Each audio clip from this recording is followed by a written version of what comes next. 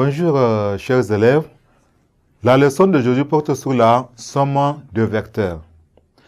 La leçon précédente, nous avons parlé de quadrilatères inscriptibles dans un cercle. On a eu, n'est-ce pas, à calculer, n'est-ce pas, ces angles, les angles de ces quadrilatères. Nous avons dit les angles opposés, n'est-ce pas, du quadrilatère inscriptible dans un cercle. Ces angles-là mesurent 2 à 2, leur mesure 2 à 2 est égale à combien? 180 degrés. Aujourd'hui, nous allons voir la somme de vecteurs. Nous allons voir, n'est-ce pas, la somme de vecteurs. Nous avons, n'est-ce pas, on va prendre 3 points distincts. C'est-à-dire A, B et C sont 3 points distincts. Nous avons A, B et C sont 3 points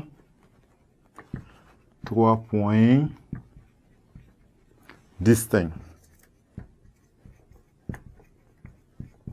Voilà. Donc, 3 points. Avec 3 points non distincts ou bien 3 points non alignés, n'est-ce pas, on obtient un triangle. Voilà donc le triangle au tableau. N'est-ce pas, le triangle au tableau. Nous avons le triangle A, B, C. Là, nous avons le vecteur AB, le vecteur BC et le vecteur AC. Nous parlons, n'est-ce pas, de la somme des vecteurs. Lorsque nous prenons le vecteur AB, nous avons le vecteur AB plus le vecteur BC est égal quoi? Est égal au vecteur AC. Cette relation est appelée égalité de Chasles, raison pour laquelle dans ce sous-titre nous avons écrit égalité de Chasles. Donc l'égalité de Chasles dit quoi? Lorsque nous avons, n'est-ce pas, somme, n'est-ce pas, de vecteurs, c'est-à-dire le vecteur AB plus le vecteur BC, c'est égal, n'est-ce pas, le vecteur AC. Autrement dit, on dit AC est, n'est-ce pas, la somme de vecteurs AB et BC. Donc nous avons ici AC, n'est-ce pas, le vecteur AC est la somme de vecteurs, la somme de vecteurs AB, n'est-ce pas, et BC. Donc ici nous avons, n'est-ce pas, utilisé, n'est-ce pas, l'égalité ou bien la relation des Chasles. Maintenant, nous allons voir le vecteur opposé. Voilà, donc le vecteur opposé.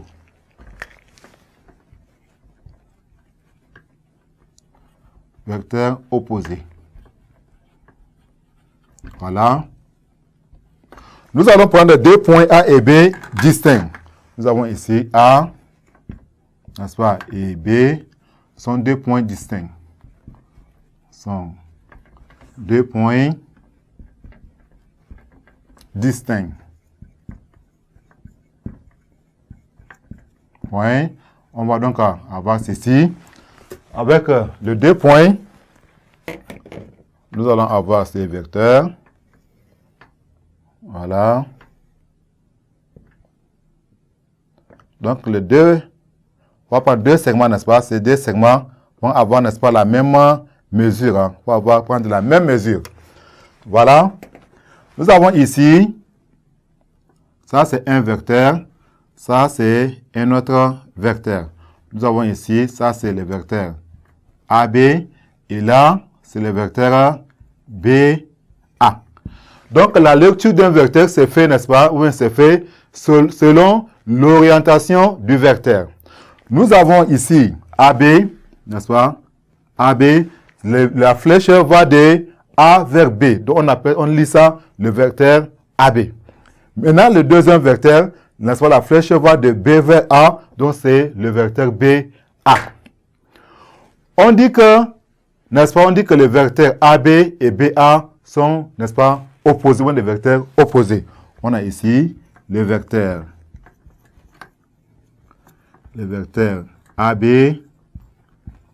et BA sont opposés. Voilà. Donc, les 2 vecteurs sont opposés. La somme de 2 vecteurs opposés donne un vecteur nul. Nous avons ici le vecteur AB plus le vecteur BA qui est égal à le vecteur AA. Or, le vecteur AA donne un vecteur nul. On a donc ici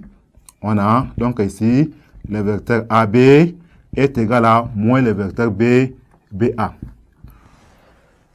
Chers élèves, Voilà donc, n'est-ce pas, comment on fait, n'est-ce pas, la somme de deux vecteurs ou bien, n'est-ce pas, les vecteurs opposés. Merci pour votre attention. À la séance prochaine.